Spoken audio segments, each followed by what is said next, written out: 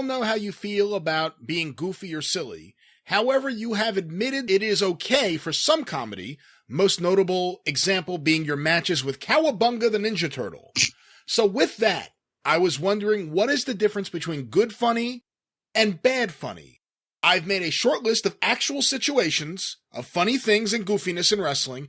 I'd like to hear your opinion on what is good funny and what is bad funny. So I have a list here, Jim, that I'll... Okay, well, and before you even give me any of the examples, let me just say that, I've said this before, and I'll try to be brief, but it's not about whether or not anything funny takes place at the show. It is the obvious, ridiculous, winking at the audience, cooperational comedy that is not only not funny, but makes everybody look silly. Instead of if the heel's going to get the piss taken out of him, then as long as the people don't realize actively, and he makes no effort to conceal that he's cooperating with it, when the old man carrying the bag walks across the icy street and fucking his feet slip out from under him and he throws the bag up in the air and he takes a bump and his hat's sideways and the fucking eggs come down on the top of his head, that's funny. But if you saw the guy stop and look each way to make sure people were paying attention and then take the bump on purpose, it'd just be stupid. That's the same thing. Whether it be wrestling, being forced to wrestle a trained professional wearing a turtle outfit to be embarrassed in front of a spot show crowd is not in any way this hokey horseshit that's being done with obvious cooperation for the benefit of popping a small fucking audience in a goddamn VFW hall who enjoys that type of thing. Well, here's Zach's list. All right. Number 1, again, good funny or bad funny, Jim. Okay. Joey Ryan dick flip. Bad funny, obviously. There's no way that could ever possibly really happen, and everybody knows it, and it's being made of it's a joke is being made out of the fact that it's so fucking stupid. The Bushwhackers. Doing what? Just being themselves, good funny or bad funny. I don't, it certainly wasn't in any way exposing the business or a bad funny, although I liked them better as the sheepherders, but they drew more money as the Bushwhackers. But no, Luke or Butch, neither one ever had a match with invisible people or whatever the fuck. An actual legitimate wrestler wearing an Elmo costume. It depends on the circumstance. Because if it's in front of 200 people at a show at a bar, it probably is going to be pretty doomed from the start. But if it was Michael Hayes wearing it and he was about to slam the door on fucking Kerry Von Erich's head, maybe it would get over. So there needs to be more perspective on that one. Yeah, I mean, one of the great examples is, remember when DiBiase pinned the dog and he had to leave because Duggan showed up at ringside wearing a gorilla outfit? And yes, they were at the fair all day. The gorilla was there and it was silly and he was goofing around with the fans. But then finally he interferes in the match and he takes off the mask and it's Duggan. Yeah, or at any Christmas show when Freebirds or Kevin Sullivan or anybody else was revealed to be Santa Claus in the big attack of the babyface or etc. It's context. It's not just a question of whether a guy's wearing a silly outfit. It's for what purpose? How was it presented? And did it get over in terms of advancing the angle, the heat, the story, or the business, or just was more silliness so everybody could get a video on the fucking internet? Number 4 on this list, tuxedo matches. Once again, it depends on the contra or the presentation. I got to be honest with you. While I love both participants, Howard Finkel and Downtown Bruno, Harvey Whippleman, was not Briscoe and Funk by any stretch of the imagination, nor did they try to make it. But I think me and Paul Lee looked like two non-professional athletic managers attempting to have a real fight because we hated each other. So it depends on the presentation. And I think most everybody felt the same way about those two matches as I just described. We got silly with angles in the 80s, especially in wrestling, But in a lot of cases, it was because almost everything was working. But then when they're done too much or they're prostituted, et cetera, we know what happens. But just because a tuxedo match now makes everybody think, well, this is a bunch of silly shit.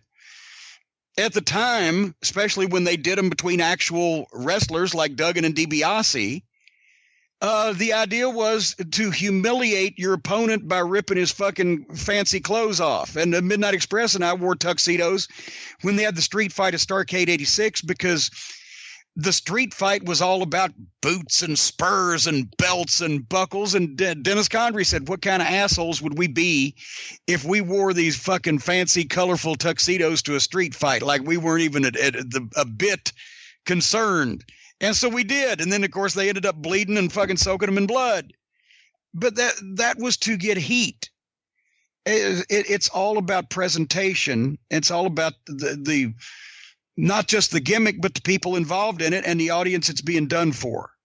As long as it doesn't make the business look obviously phony or with obvious cooperation with deeds that are telling people in the audience, yes, we're cooperating because this is all a bunch of horse shit.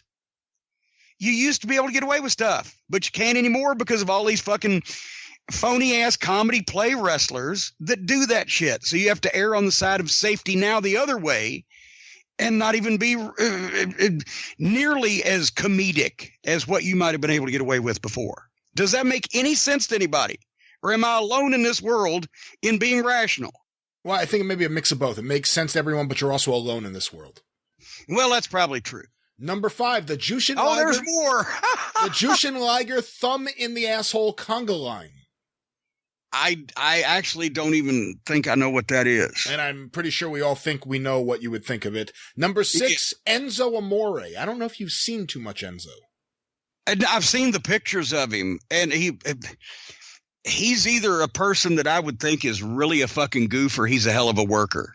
You know, because just the whole fucking dick signature on the driver's license, and he looks like he looks like a person that likes to have way too much attention called to him for my liking. To be somebody, if he was on my crew, he's one that would probably give me some fucking headaches. He's a great heel worker, just not in the ring. Yeah, that might be the problem. If he was one of mine, I might have to weed him out just from what I can tell from mainstream publicity.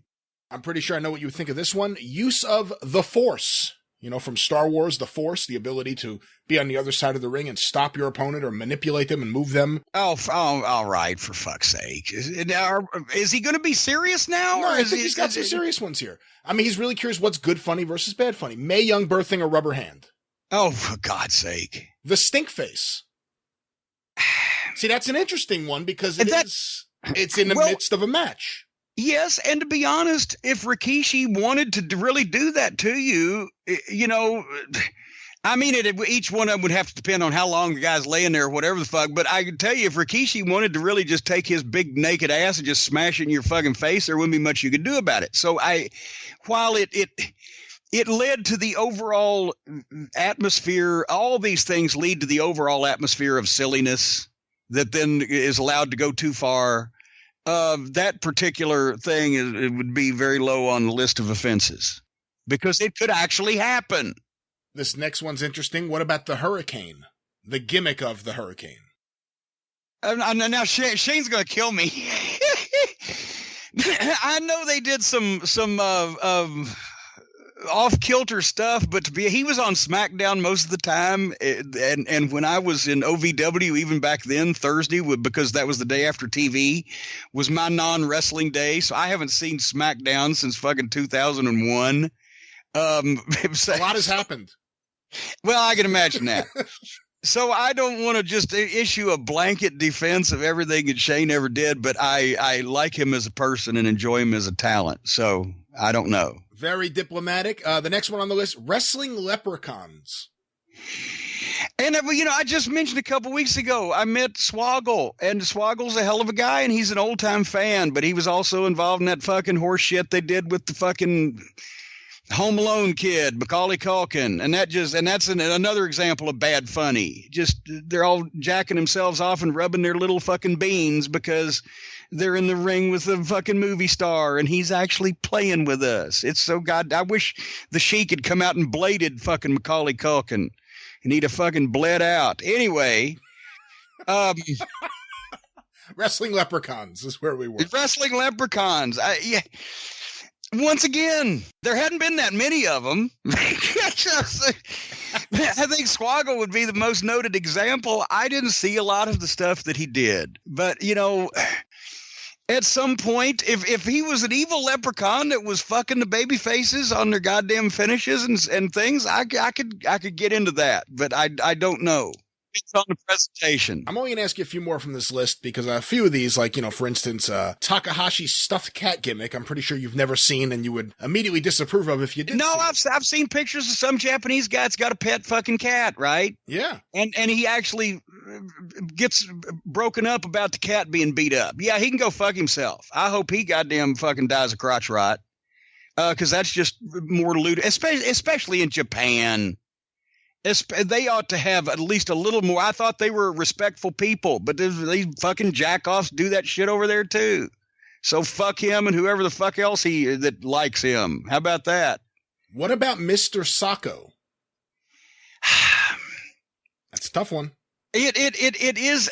And once again, I love Mick.